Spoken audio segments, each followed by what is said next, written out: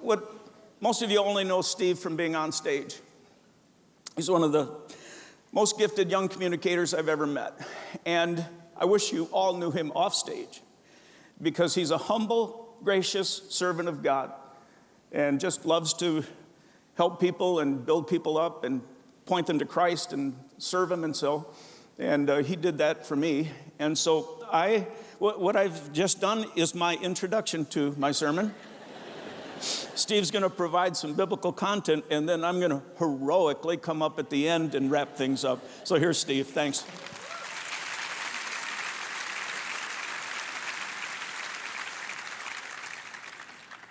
Well, today I want to teach you a verse that I've turned to for the last 15 years. Whenever things have felt out of control, I've turned to this verse. Whenever I felt needing some sense of anchoring, I've turned to this verse. It's a verse that maybe some of you know by heart, maybe some of you have never heard before, but my prayer is that today you might just cling to this verse sometime this week. Maybe some of you will even kind of dedicate this verse to memory. I think it's that powerful. It comes from 1 Corinthians chapter 15, verse 58. It says, "Therefore, be steadfast, immovable, always abounding in the work of the Lord, knowing that in the Lord your work is never in vain." I'm going to walk through what some of these words mean, but anytime you see the word therefore, you know that after it, it's going to be a declaration. But you got to get curious. What's before it? Now, the city of Corinth was a fascinating city. It was a harbor town. People would come into Corinth for the weekend to literally lose their minds, drinking, eating, prostitution. Many scholars say it was like the Vegas of the ancient Near East. What happened in Corinth would stay in Corinth. They had a word that people would say to each other. What do you want to do this weekend? I want to go Corinthianize. I want to lose myself in all that Corinth has to offer me. Now, imagine this upstart church in this city, trying in the midst of all of these cultural pressures to live out the teachings of Jesus. And when you walk through the book of 1 Corinthians, I need you to know this was a broken group of people. And Paul understands it. And see, even in the first chapter, you see that there's a church that's divided over its leaders. Oh, I love when this person teaches. I don't want to go if this person teaches. They were divided over its leaders. We see another page over that they were dealing with a case of incest in the church. You go another page and you see that people in the church are suing one another. You see that there's rampant sexual immorality happening within the church. They have questions about married life, single life. You turn another page and you see that people are sacrificing to idols and then eating that food. You see that they have no sense of self-discipline. It's just whatever they desire, whatever they can experience, whatever they can get their hands on. You see that there is these idol feasts that many of them are partaking in. You see that they have this sense of my spiritual gift. I know my gift, and I don't need your gift. My gift's better than your gift. There's like inner competition within the church. You see that they were gathering for the Lord's Supper like we just did, and they were pushing the poor out from their community. You see that there was a struggle with unity within the body, which is why in chapter 13, Paul says, you have forgotten how to love. You have to return to what it means to love. Oh, and every weekend when they would gather, there was disruptions and distractions within the gathering. This church was a mess. And so they had found themselves fixated and majoring on the minors. And so Paul in chapter 15 begins going, you have forgotten about the gospel that I preached to you. You have forgotten about the good news and what Jesus taught. And then he says this in verse 3, for what I received, I passed on to you as of first importance, that Christ died for our sins according to the scriptures, that he was buried, which means he was dead, that he was raised on the third day according to the scriptures. And then it goes on to say that Jesus, in the resurrected state, made himself known to all of these various groups of people. What Paul's trying to get to these people, this church, he's trying to help them understand what is of first importance. You have forgotten it. It's that Christ died so that every person could have the chance to be in a relationship with the Father, that he was actually dead, and that 3 days later, there was resurrection. But there was questions that was happening in the city of Corinth. Within this church, many people believed that the resurrection wasn't that big of a deal. And Paul was like, what? You're allowing all of the cultural influences to shape your thinking. Some of the prophets of that day, they would say things like in verse 32, let us eat and drink, for tomorrow we die.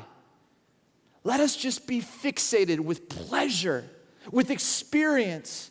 And when we die, we just die. I was on a plane recently. We were flying to the West Coast. I struck up a conversation with the guy beside me, and I said, hey, why are you heading out west? He says, I'm going to a funeral. I'm like, oh man, I'm so sorry. A family member? He goes, no, it was a college buddy. I said, oh. And then he said, there's something about death. Just makes you think about much deeper things. And in this moment, in 34B, buckled in, I felt like this whisper from God, just ask him some more questions. Get curious. And so I said, what do you think happens when you die? Which isn't the right question to be asking on an airplane, but his response was fascinating. He said, it's kind of like the sunrise. The lights are on, you live your life, and then you die. The sun sets, and it just goes dark. That's it. I said, that's it? He said, yeah, I think so. I was like, huh. And then he goes, what do you think? And he didn't know what I did for a living, and I was like, yes, okay. I said, here's my thing. I get what you're saying, but just play that out with me. If you think that and you believe that to the core, what you're saying is that evil wins. He's like, well, what do you mean? I said, well, somebody who is orienting their life to bring pain, trauma, devastation to a group of people gets the same ending as Mother Teresa, who gave her life for the sake of the poor. They get the same. Or somebody who is trafficking kids gets the same thing at the end of their life as Martin Luther King. What's the point of living if we all get the same thing? And all of a sudden, as I start to say this, the guy in the row in front of me goes, preach. And I was like, all right, that's what I needed. And so in this moment, I'm like, but here's the thing. When you start to think about this, many people, for generations and generations, have thought what you thought. But I think there might be another way. He's like, tell me more. I said, there's this man by the name of Jesus. And you've probably heard of him, but you have to understand that there was something profound about him because it felt in his life that evil won. That's what Good Friday was all about. It looked like evil won. And he dies on this cross, he's buried, but 3 days later, he resurrects. He comes back to life. He shows himself to other people. Now I'm like unbuckling, I'm like walking the aisle now on the train. But I'm like, you gotta understand this. He resurrects, which means that all things are possible. That any life can be transformed, that anything can be made new, that any person can change, and that evil doesn't have the last word. And the truth is, in the scriptures, if you don't have a view of resurrection, it's meaningless. It's pointless. But if you have a resurrection, it makes this life matter, and it also makes the next life matter.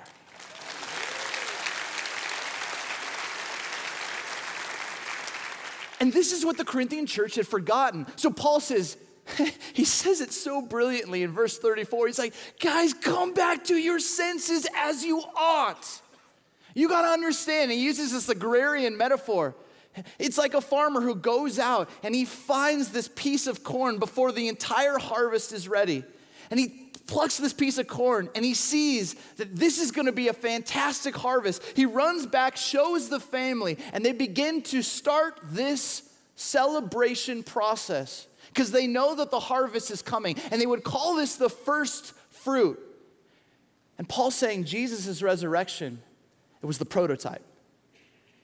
It's the first fruit. And that we live as Easter people, a part of a resurrection parade, pointing to the reality that cities can change, that countries can change, that people can change, that transformation is possible. That's why we live.